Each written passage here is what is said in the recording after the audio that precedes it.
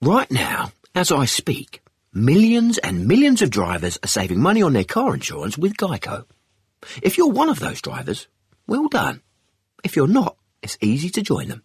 Visit geico.com today. And now joining us on the line, the longtime head coach of the BYU Cougars, LaVell Edwards. Coach, welcome to the show. You're on with Mark Neville and Bruce Binkowski. Thank you very much. Hey, Coach, this is Bruce. We have so many memories with Brigham Young University and you coaching here at the Holiday Bowl, 11 trips. I know it's hard to pinpoint one special moment because you had so many, but can you pick one moment off the top of your head that reminds you of the Holiday Bowl in San Diego? Yeah, I would say the 80 Bowl when we came from behind the chip and pen. We've been there, I think, 4 or 5 times and hadn't won a bowl game, and that was, time to win one, and hopefully it was against a great SMU team. We scored 20 points or something in the last 3.5 minutes or whatever, and that was an unbelievable game. That has to be the standout for us. Well, the score was 45-25 with 3:58 remaining. You came back and won it 46-45, and Coach, I can tell you, you were absolutely speechless after the game. Have you ever been that speechless following a victory? Not that I can remember, but I'll tell you what, it was fun to think about it. 1984 national championship game against Michigan. What memories do you have of that one where you defeated Michigan to finish 13-0? I think the big thing was the fact that we had a kind of a mixed bag that night. I know Robbie got hurt. Bosco, our quarterback, early in the game and kind of hobbled around there. We threw, I think, 4 or 5 interceptions that night, and we still put together a couple of 70-yard drives in the fourth quarter, I believe, and scored the last one where Robbie was flushed out and hit Kelly Smith going down the sideline, and we pulled that one out and won it. And of course, that gave us. We went from there to being number 1. And of course, we had to wait until all the other bowls were through before they crowned us national champ. So that game was very, very big for us, no question.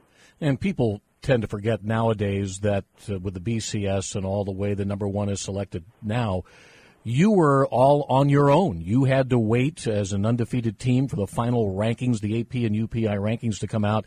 And even then, there was controversy. A lot of people felt maybe BYU shouldn't be number 1. But I think when the dust settles, it was the right decision to have Brigham Young University number 1 in 1984.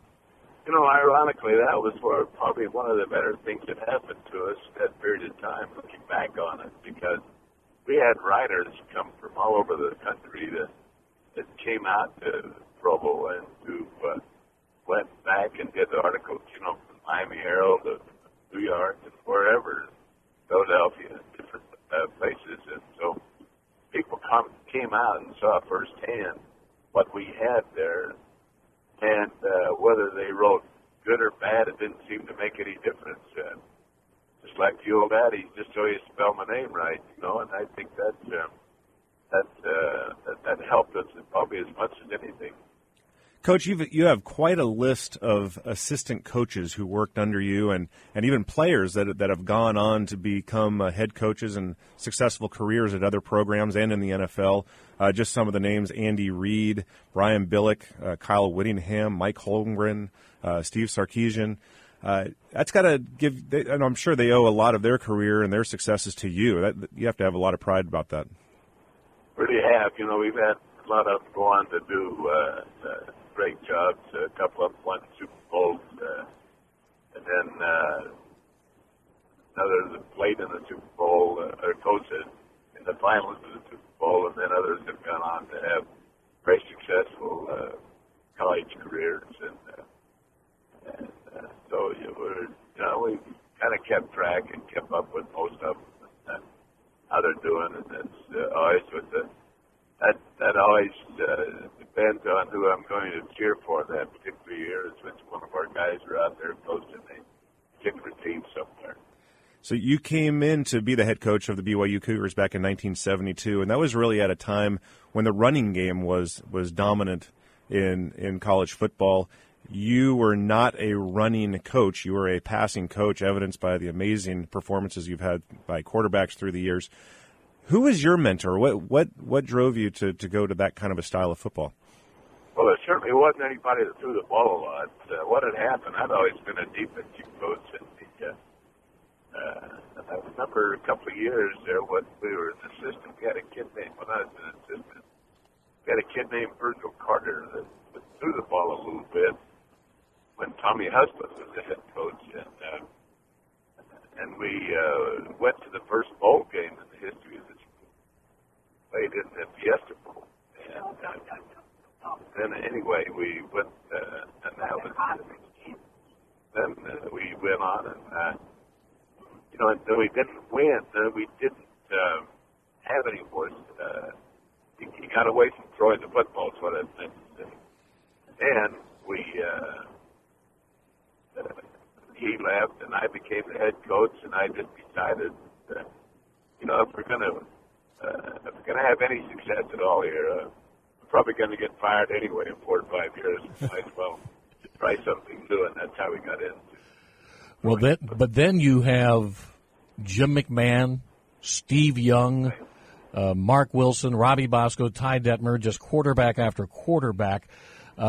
So you created this quarterback factory in BYU, and did that certainly help you recruit good quarterbacks in the 80s and 90s? I did. I think we started with a kid named Gifford Nielsen. I think Gary Scheide probably got it all. Started then Gifford and Mark, and then Jim and Steve Young, Robbie Bosco.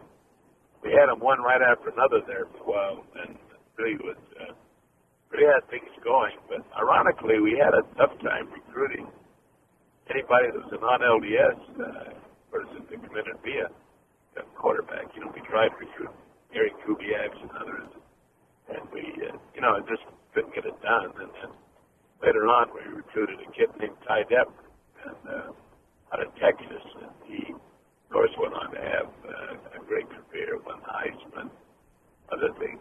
So it was just a unique period of time, a great period of time. You got to jump on people by throwing the football, and I think that was one of the big things that we did. Coach, I got a technical question for you. Today you look at a head coach on the sidelines, and they've got headsets and microphones and stats. You never wore a headset during the game. Did you rely on your offensive coordinator to make all the calls, or did they come to you and say, hey, we want to do this or that? How did that work? Well, when it got into crucial situations, like on 4th down or on whether, deep in their own territory or whatever, I'd tell them, what I'd want.